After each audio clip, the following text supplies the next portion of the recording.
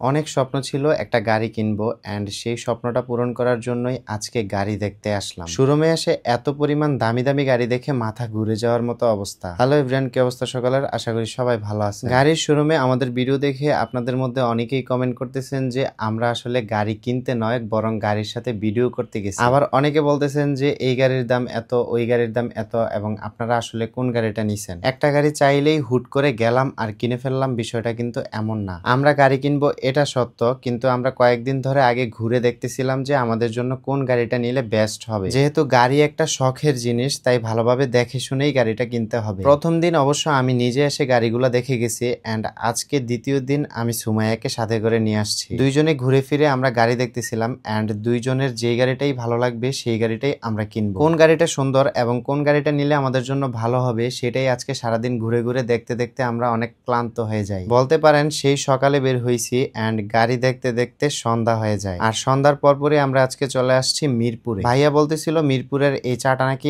অনেক বিখ্যাত এন্ড খেতেও নাকি অনেক টেস্ট, তাই এই চাটা টেস্ট করার জন্য আমরা আজকে মিরপুরে আসছি। চায়ের স্বাদ আহা কি যে মজা, এটা খাওয়ার পর রীতিমতো আমি এটার একদমই ফ্যান হয়ে গেছি। যত যাই বলেন, টং দোকানের চায়ের মধ্যে কিন্তু অন্যরকম একটা আলাদা স্বাদ থাকে। সেই সাথে যদি আপনার প্রিয় মানুষটা পাশে থাকে তাহলে তো স্বাদটা আরো বেড়ে যায় এন্ড মুহূর্তটাও আরো অনেক সুন্দর হয়ে যায়। চা খেতে খেতে মিরপুরের একটা নামকরা রেস্টুরেন্টে ঢুকে পড়লাম। এটাতে নাকি মিরপুরের বিখ্যাত কিশোরী মাংস পাওয়া যায় আর এটার স্বাদও নাকি অতুলনীয়। ভাবলাম যেহেতু মিরপুরে আসছি তাই এখান থেকে কিশোরী মাংসটাও টেস্ট করে যাই। তাছাড়া এমনিতেও আমাদের রাতে ঘুরতে ঘুরতে রাতের খাবার দাবারও খাওয়া হয় না, তাই ভাবলাম একসাথে এখান থেকে রাতের খাবারটাও খেয়ে যাই। আপনাদের মধ্যে যারা অনেক তেল ইউজ করেও আপনাদের চুলের সমস্যা সমাধান করতে পারেন নাই, তাদের জন্য এই কাকুলি হোমমেড হেয়ার অয়েলটা হবে বেস্ট সলিউশন। এটা ব্যবহারে আপনাদের চুলের ড্যামেজ ভাব কাটিয়ে আপনাদের চুলকে করে তুলবে ঘন, লম্বা এবং সিল্কি। পাশাপাশি আপনাদের মাথায় কিন্তু নতুন চুলও গজাবে। আর এটা সম্পূর্ণ হোমমেড এবং প্রাকৃতিক উপাদান দিয়ে তৈরি হওয়ার কারণে এতে কোনো প্রকার সাইড ইফেক্ট নেই। যারা নিতে চান Kakuli business shop Facebook page থেকে নিতে পারবেন। পেজটা আপনাদের সুবিধার্থে এই ভিডিওর ডেসক্রিপশনে মেনশন করা আছে। রাতের খাবারের জন্য আমি সবসময় ভাতই খাই, তাই ভাত অর্ডার দিলাম। ভাতের পাশাপাশি এখানে আমি